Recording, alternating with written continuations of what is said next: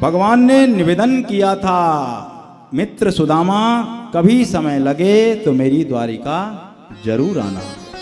और सुदामा ने कहा था कि जरूर प्रभु, अगर मुझे समय मिला तो मैं द्वारिका अवश्य आऊंगा आपके दर्शन करने के लिए। श्री सुखदेव कहते हैं, परीक्षित कि कृष्णस्यासीत् सखा कश्चिद ब्राह्मणो ब्रह्मवित्तमः विरक्त इंद्रियार्थेषु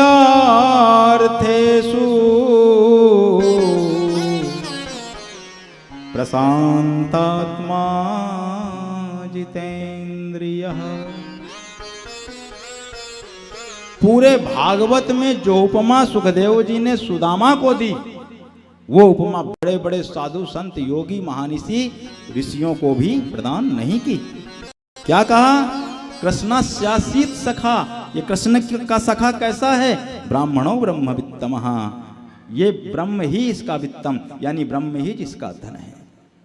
विरक्त इंद्रियार्थेषु, इंद्रियों से बिल्कुल विरक्त। प्रशांत आत्मा, आत्मा जिसकी प्रसन्न है, सदैव प्रसन्न रहती है। बोलिए सुदामा जी महाराज की।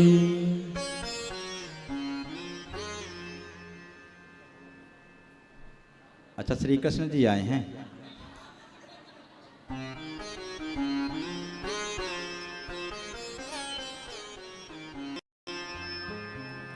प्रशांत आत्मा जितेंद्रिय, आत्मा जिसकी प्रसन्न रहती है, जितेंद्रिय है, ऐसा कृष्ण का सखा। कि यदृच्छयोपपन्नेन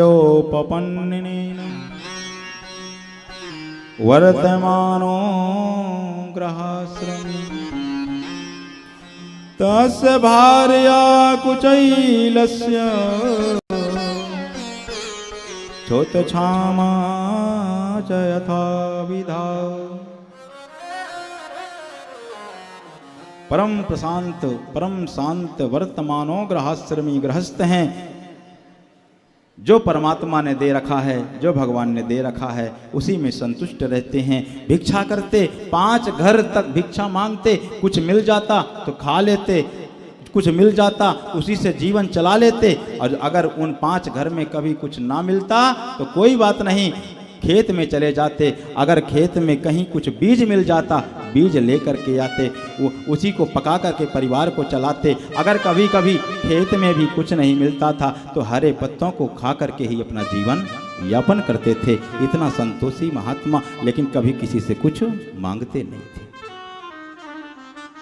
संत कहते हैं कि मांगना तो चाहिए ही नहीं। कि रही मन वे नर मर चुके, जो कहूँ मागन जायूं, पर तिन ते पहले वे मरे, जिन मुँह निकसत नायूं। वे मर गया जो कहीं जाकर के कुछ मांगता है। आदरणीय सुखदेव जी कहते हैं कि मांगना तो भगवान से भी नहीं चाहिए, बिल्कुल नहीं मांगना चाहिए। संत कहते हैं कि अरे तृष्णा, मैंने तो तेरी शक्ति नारायण पर भी देखी है कि तृष्णे कृष्णे विधे शक्ति दृष्टवान्यथा गति, त्रैलोक्य व्यापयद रूपम तत्वया वामनीकृता। अरे तृष्णा, अरे कामना, हमने तो तेरी शक्ति उस विराट स्वरूप परमात्मा पर भी देखी है कि बलि के द्वार पर जब मांगने गया तो वामन बन गया, कितना छोटा बन गया। मांगने के लिए जो मांगने जाता है वो बहुत छोटा हो जाता है। इसीलिए किसी से कुछ नहीं मांगना चाहिए। ये सुदामा कभी किसी से कुछ मांगते नहीं थे। सुखदेव कहते हैं, परीक्षित ये इतने ज्ञानी थे, इतने संतोषी थे, इतने विद्वान थे कि अगर चाह लेते तो सेठों को आदेश दे देते तो बोरी के बोरी इनके घर पर अनाज आ जाता, लेकिन मांगते नहीं थे। विचार करने का विषय है। सोचने का विषय है। भगवान ने हमको दिमाग दिया है। आज के समय पर भी ब्राह्मणों के प्रेमी पाए जाते हैं, आज के समय भी ब्राह्मणों के प्रेमी पाए जाते हैं, ब्राह्मणों के दान देने वाले पाए जाते हैं। तो वो तो द्वापर युग था, क्या वहां ब्राह्मण के प्रेमी नहीं थे?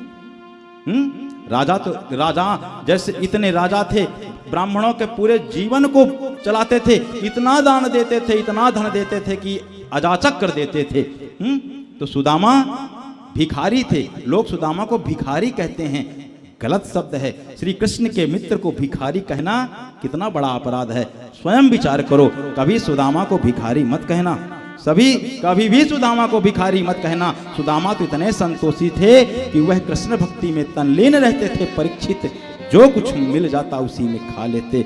सुदामा यही कहते थे कि अरे ये जीवन खाने के लिए थोड़ी ना मिला है, भोग के सुख के लिए थोड़ी ना मिला है, सुख सुविधाओं के लिए थोड़ी ना मिला है। अरे हम खाने के लिए थोड़ी ना जी रहे हैं, हम जीने के लिए थोड़ी ना खा रहे हैं, हम तो मात्र शरीर चलाने के लिए खा रहे हैं। जो थोड़ा मिल गया उससे शरीर चल जाएगा।